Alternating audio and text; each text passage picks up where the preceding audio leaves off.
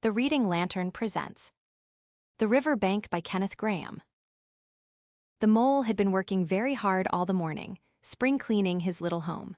First with brooms, then with dusters, then on ladders and steps and chairs, with a brush and a pail of whitewash, till he had dust in his throat and eyes, and splashes of whitewash all over his black fur, and an aching back and weary arms. Spring was moving in the air above and in the earth below and around him, penetrating even his dark and lowly little house with its spirit of divine discontent and longing. It was small wonder, then, that he suddenly flung down his brush on the floor, said "bother," and "oh blow," and also "hang spring cleaning," and bolted out of the house without even waiting to put on his coat. Something up above was calling him imperiously, and he made for the steep little tunnel which answered in his case to the graveled carriage drive, owned by animals whose residences are nearer to the sun and air. So he scraped and scratched and scrabbled and scrooged, and then he scrooged again and scrabbled and scratched and scraped, working busily with his little paws and muttering to himself, up we go, till at last, pop, his snout came out into the sunlight, and he found himself rolling in the warm grass of a great meadow. "This is fine," he said to himself. "This is better than whitewashing." The sunshine struck hot on his fur, soft breezes caressed his heated brow, and after the seclusion of the cellarage he had lived in so long the carol of happy birds fell on his dulled hearing almost like a shout. Jumping off all his four legs at once, in the joy of living and the delight of spring without its cleaning, he pursued his way across the meadow till he reached the hedge on the further side. "Hold up," said an elderly rabbit at the gap. "Sixpence for the privilege of passing by the private road." He was bowled over in an instant by the impatient and contemptuous mole, who trotted along the side of the hedge, chaffing the other rabbits as they peeped hurriedly from their holes to see what the row was about. Onion sauce," he remarked jeeringly, and was gone before they could think of a thoroughly satisfactory reply. Then they all started grumbling at each other. "How stupid you are! Why didn't you tell him? Well, why didn't you say? You might have reminded him," and so on in the usual way. But of course, it was then much too late, as is always the case. It all seemed too good to be true. Hither and thither through the meadows he rambled busily, along the hedgerows, across the copses, finding everywhere birds building, flowers budding, leaves thrusting, everything happy and progressive and occupied. And instead of having an uneasy conscience pricking him and whispering, "Whitewash," he somehow could only feel how jolly it was to be the only idle dog among all these busy citizens. After all, the best part of a holiday is perhaps not so much to be resting yourself, as to see all the other fellows busy working. He thought his happiness was complete when, as he meandered aimlessly along, suddenly he stood by the edge of a full-fed river. Never in his life had he seen a river before. This sleek, sinuous, full-bodied animal, chasing and chuckling, gripping things with a gurgle and leaving them with a laugh, to fling itself on fresh playmates that shook themselves free and were caught and held again. All was a shake and a shiver, glints and gleams and sparkles, rustle and swirl, chatter and bubble. The mole was bewitched, entranced, fascinated. By the side of the river he trotted as one trots, when very small, by the side of a man who holds one spellbound by exciting stories. And when tired at last, he sat on the bank, while the river still chattered onto him, a babbling procession of the best stories in the world, sent from the heart of the earth to be told at last to the insatiable sea. As he sat on the grass and looked across the river, a dark hole in the bank opposite, just above the water's edge, caught his eye, and dreamily he fell to considering what a nice, snug dwelling place it would make for an animal with few wants and fond of a bijou riverside residence, above flood level and remote from noise and dust. As he gazed, something bright and small seemed to twinkle down in the heart of it, vanished, then twinkled once more like a tiny star. But it could hardly be a star in such an unlikely situation, and it was too glittering and small for a glowworm. Then, as he looked, it winked at him and so declared itself to be an eye, and a small face began gradually to grow up round it, like a frame round a picture. A brown little face, with whiskers, a grave round face, with the same twinkle in its eye that had first attracted his notice. Small neat ears and thick silky hair. Then the two animals stood and regarded each other cautiously. "Hullo, Mole," said the water rat. "Hullo, Rat," said the mole. "Would you like to come over?" inquired the rat presently. "Oh, it's all very well to talk," said the mole rather pettishly, he being new to a river and riverside life and its ways. The rat said nothing, but stooped and unfastened a rope and hauled on it, then lightly stepped into a little boat which the mole had not observed. It was painted blue outside and white within, and was just the size for two animals. And the mole's whole heart went out to it at once, even though he did not yet fully understand its uses. The rat sculled smartly across and made fast. Then he held up his forepaw as the mole stepped gingerly down. "Lean on that," he said. "Now then, step lively." And the mole, to his surprise and rapture, found himself actually seated in the stern of a real boat. "This has been a wonderful day," said he, as the rat shoved off and took to the sculls again. "Do you know, I've never been in a boat before in all my life." "It was the water rat, it was the water rat." "What?" cried the rat, open-mouthed. "Never been in a, you never, well, what have you been doing then?" "Is it so nice as all that?" asked the mole shyly, though he was quite prepared to believe it as he leant back in his seat and surveyed the cushions, the oars, the rowlocks, and all the fascinating fittings, and felt the boat sway lightly under him. "Nice, it's the only thing," said the water rat solemnly as he leant forward for his stroke. "Believe me, my young friend, there is nothing, absolute nothing, half so much worth doing as simply messing about in boats. Simply messing," he went on dreamily. "Messing about in boats, messing. Look ahead, rat!" cried the mole suddenly. It was too late. The boat struck the bank full tilt. The dreamer, the joyous oarsman, lay on his back at the bottom of the boat, his heels in the air. "About in boats or with boats," the rat went on composedly, picking himself up with a pleasant laugh. "In or out of 'em, it doesn't matter. Nothing seems really to matter, that's the charm of it, whether you get away or whether you don't. Whether you arrive at your destination, or whether you reach somewhere else, or whether you never get anywhere at all, you're always busy, and you never do anything in particular. And when you've done it, there's always something else to do, and you can do it if you like, but you'd much better not. Look here. If you've really nothing else on hand this morning, supposing we drop down the river together and have a long day of it." The mole waggled his toes from sheer happiness, spread his chest with a sigh of full contentment, and leant back blissfully into the soft cushions. "What a day I'm having," he said. "Let us start at once." "Hold hard a minute then," said the rat.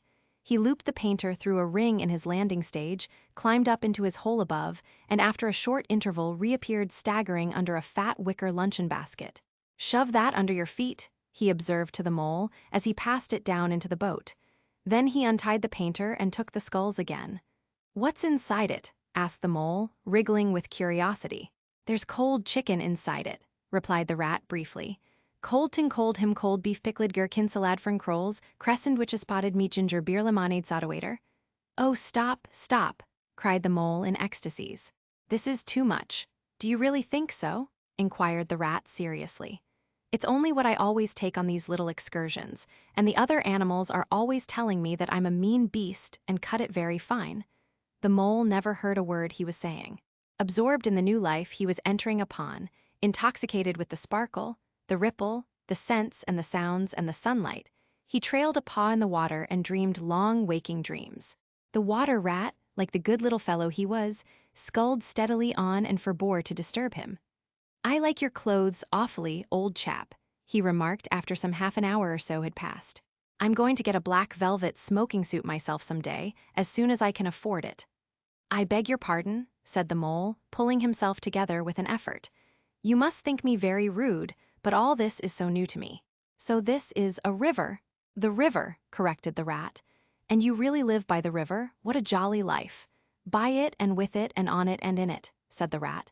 "It's brother and sister to me, and aunts and company and food and drink, and naturally washing. It's my world, and I don't want any other. What it hasn't got is not worth having, and what it doesn't know is not worth knowing. Lord, the times we've had together. Whether in winter or summer, spring or autumn, it's always got its fun and its excitements. When the floods are on in February, and my cellars and basement are brimming with drink, that's no good to me. And the brown water runs by my best bedroom window. Or again, when it all drops away and shows patches of mud that smells like plum cake, and the rushes and weed clog the channels, and I can potter about dry shod over most of the bed of it and find fresh food to eat, and things careless people have dropped out of boats. But isn't it a bit dull at times?" the mole ventured to ask. Just you and the river and no one else to pass a word with. No one else to, well, I mustn't be hard on you, said the rat with forbearance. You're new to it, and of course you don't know. The bank is so crowded nowadays that many people are moving away altogether. Oh no, it isn't what it used to be at all. Otters, kingfishers, dabchicks, moorhens, all of them about all day long and always wanting you to do something, as if a fellow had no business of his own to attend to. What lies over there? Asked the mole, waving a paw towards a background of woodland that darkly framed the water meadows on one side of the river. That's just the wild wood, said the rat shortly. We don't go there very much, we riverbankers. Aren't they very nice people in there? Said the mole a trifle nervously. Well, replied the rat. Let me see, the squirrels are all right, and the rabbits some of 'em, but rabbits are a mixed lot, and then there's Badger, of course. He lives right in the heart of it. Wouldn't live anywhere else either if you paid him to do it. Dear old Badger, nobody interferes with him. They'd better not, he added significantly. Why, who should interfere with him? Asked the mole. Well, of course, there are others, explained the rat in a hesitating sort of way. Weasels and stoats and foxes and so on. They're all right in a way, I'm very good friends with them, pass the time of day when we meet and all that, but they break out sometimes, there's no denying it, and then, well, you can't really trust them, and that's the fact. The mole knew well that it is quite against animal etiquette to dwell on possible trouble ahead, or even to allude to it. So he dropped the subject. And beyond the wildwood again? He asked. Where it's all blue and dim, and one sees what may be hills or perhaps they mayn't, and something like the smoke of towns, or is it only cloud drift? Beyond the wildwood comes the wide world, said the rat. And that's something that doesn't matter, either to you or me. I've never been there, and I'm never going, nor you either if you've got any sense at all. Don't ever refer to it again, please. Now then, here's our backwater at last, where we're going to lunch. Leaving the main stream, they now passed into what seemed at first sight like a little landlocked lake. Green turf sloped down to either edge, brown snaky tree roots gleamed below the surface of the quiet water, while ahead of them the silvery shoulder and foamy tumble of a weir, arm in arm with a restless dripping mill wheel, that held up in its turn a gray-gabled mill house, filled the air with a soothing murmur of sound, dull and smothery, yet with little clear voices speaking up cheerfully out of it at intervals. It was so very beautiful that the mole could only hold up both forepaws and gasp, "Oh my, oh my, oh my!" The rat brought the boat alongside the bank, made her fast, helped the still awkward mole safely ashore, and swung out the luncheon basket. The mole begged as a favor to be allowed to unpack it all by himself, and the rat was very pleased to indulge him, and to sprawl at full length on the grass and rest, while his excited friend shook out the tablecloth and spread it, took out all the mysterious packets one by one, and arranged their contents in due order, still gasping, oh my, at each fresh revelation. When all was ready, the rat said, "Now, pitch in, old fellow." And the mole was indeed very glad to obey, for he had started his spring cleaning at a very early hour that morning, as people will do, and had not paused for bite or sup. And he had been through a very great deal since that distant time which now seemed so many days ago. "What are you looking at?" said the rat presently, when the edge of their hunger was somewhat dulled, and the mole's eyes were able to wander off the tablecloth a little. "I am looking," said the mole, "at a streak of bubbles that I see traveling along the surface of the water. That is a thing that strikes me as funny." "Bubbles? Oh ho!" said the rat, and chirruped cheerily in an inviting sort of way. A broad, glistening muzzle showed itself above the edge of the bank, and the otter hauled himself out and shook the water from his coat. "Greedy beggars," he observed, making for the provender. "Why didn't you invite me, Ratty?" "This was an impromptu affair," explained the rat. "By the way, my friend Mr. Mole." "Proud, I'm sure," said the otter, and the two animals were friends forthwith. "Such a rumpus everywhere," continued the otter. "All the world seems out on the river today. I came up this backwater to try and get a moment's peace, and then stumble upon you fellows. At least, I beg pardon, I don't exactly mean that, you know."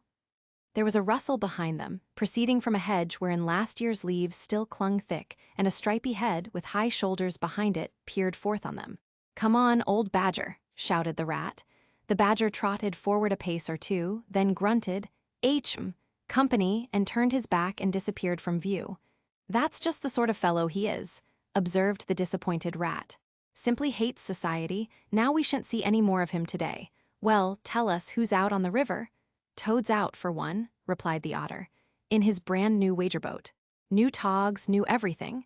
The two animals looked at each other and laughed. "Once, it was nothing but sailing," said the rat. "Then he tired of that and took to punting. Nothing would please him but to punt all day and every day, and a nice mess he made of it. Last year it was houseboating, and we all had to go and stay with him in his houseboat and pretend we liked it. He was going to spend the rest of his life in a houseboat. It's all the same, whatever he takes up. He gets tired of it and starts on something fresh." "Such a good fellow, too," remarked the otter reflectively, "but no stability, especially in a boat." From where they sat, they could get a glimpse of the main stream across the island that separated them. And just then a wager boat flashed into view, the rower, a short, stout figure, splashing badly and rolling a good deal, but working his hardest. The rat stood up and hailed him, but Toad, for it was he, shook his head and settled sternly to his work. "He'll be out of the boat in a minute if he rolls like that," said the rat, sitting down again. "Of course he will," chuckled the otter. "Did I ever tell you that good story about Toad and the lock keeper? It happened this way. Toad, an errant mayfly, swerved unsteadily athwart the current in the intoxicated fashion affected by young bloods of mayflies seeing life. A swirl of water and a cloop, and the mayfly was visible no more. Neither was the otter. The mole looked down. The voice was still in his ears, but the turf whereon he had sprawled was clearly vacant. Not an otter to be seen, as far as the distant horizon. But again, there was a streak of bubbles on the surface of the river. The rat hummed a tune, and the mole recollected that animal etiquette forbade any sort of comment on the sudden disappearance of one's friends at any moment, for any reason or no reason whatever. "Well, well," said the rat, "I suppose we ought to be moving. I wonder which of us had better pack the luncheon basket?" He did not speak as if he was frightfully eager for the treat. "Oh, please let me," said the mole. So, of course, the rat let him. Packing the basket was not quite such pleasant work as unpacking the basket. It never is. But the mole was bent on enjoying everything, and although just when he had got the basket packed and strapped up tightly, he saw a plate staring up at him from the grass, and when the job had been done again, the rat pointed out a fork which anybody ought to have seen, and last of all, behold, the mustard pot, which he had been sitting on without knowing it. Still, somehow, the thing got finished at last, without much loss of temper. The afternoon sun was getting low as the rat sculled gently homewards in a dreamy mood, murmuring poetry things over to himself and not paying much attention to Mole. But the mole was very full of lunch, and self-satisfaction and pride, and already quite at home in a boat, so he thought, and was getting a bit restless besides. And presently he said, "Ratty, please, I want a row now." The rat shook his head with a smile. "Not yet, my young friend," he said. "Wait till you've had a few lessons. It's not so easy as it looks." The mole was quiet for a minute or two, but he began to feel more and more jealous of Rat, sculling so strongly and so easily along, and his pride began to whisper that he could do it every bit as well. He jumped up and seized the sculls so suddenly that the rat, who was gazing out over the water and saying more poetry things to himself, was taken by surprise and fell backwards off his seat with his legs in the air for the second time, while the triumphant mole took his place and grabbed the sculls with entire confidence. "Stop it, you silly ass," cried the rat from the bottom of the boat. "You can't do it, you'll have us over." The mole flung his sculls back with a flourish and made a great dig at the water. He missed the surface altogether. His legs flew up above his head, and he found himself lying on the top of the prostrate rat. Greatly alarmed, he made a grab at the side of the boat, and the next moment, sploosh! Over went the boat, and he found himself struggling in the river. Oh my, how cold the water was, and oh, how very wet it felt. How it sang in his ears as he went down, down, down. How bright and welcome the sun looked as he rose to the surface, coughing and spluttering. How black was his despair when he felt himself sinking again. Then a firm paw gripped him by the back of his neck. It was the rat, and he was evidently laughing. The mole could feel him laughing right down his arm and through his paw and so into his, the mole's, neck. The rat got hold of a skull and shoved it under the mole's arm. Then he did the same by the other side of him and, swimming behind, propelled the helpless animal to shore, hauled him out, and set him down on the bank, a squashy, pulpy lump of misery. When the rat had rubbed him down a bit and wrung some of the wet out of him, he said, "Now then, old fellow, Trot up and down the towing path as hard as you can, till you're warm and dry again, while I dive for the luncheon basket." So the dismal mole, wet without and ashamed within, trotted about till he was fairly dry, while the rat plunged into the water again, recovered the boat, righted her and made her fast, fetched his floating property to shore by degrees, and finally dived successfully for the luncheon basket and struggled to land with it. When all was ready for a start once more, the mole, limp and dejected, took his seat in the stern of the boat. And as they set off, he said in a low voice, broken with emotion, "Ratty, my generous friend, I am very sorry indeed for my foolish and ungrateful conduct. My heart quite fails me when I think how I might have lost that beautiful luncheon basket. Indeed, I have been a complete ass, and I know it. Will you overlook it this once and forgive me, and let things go on as before?" "That's all right, bless you," responded the rat cheerily. "What's a little wet to a water rat? I'm more in the water than out of it most days. Don't you think any more about it, and look here. I really think you had better come and stop with me for a little time.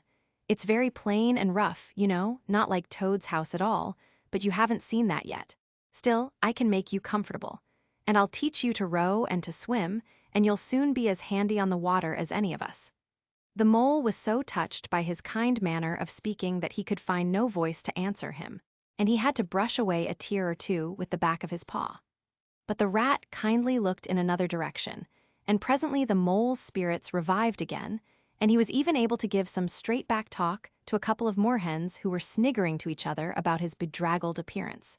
When they got home, the rat made a bright fire in the parlor, and planted the mole in an armchair in front of it, having fetched down a dressing gown and slippers for him, and told him river stories till supper time.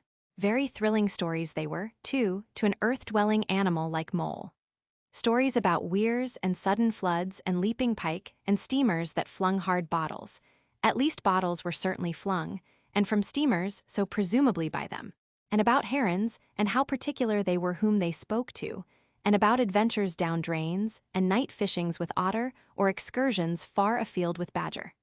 Supper was a most cheerful meal, but very shortly afterwards, a terribly sleepy mole had to be escorted upstairs by his considerate host, to the best bedroom, where he soon laid his head on his pillow in great peace and contentment, knowing that his new-found friend, the river, was lapping the sill of his window. This day was only the first of many similar ones for the emancipated mole, each of them longer and full of interest as the ripening summer moved onward. He learnt to swim and to row, and entered into the joy of running water. And with his ear to the reed stems he caught, at intervals, something of what the wind went whispering so constantly among them. Thank you for listening. If you enjoyed this story, don't forget to follow the reading lantern and let its light guide you to your next great tale.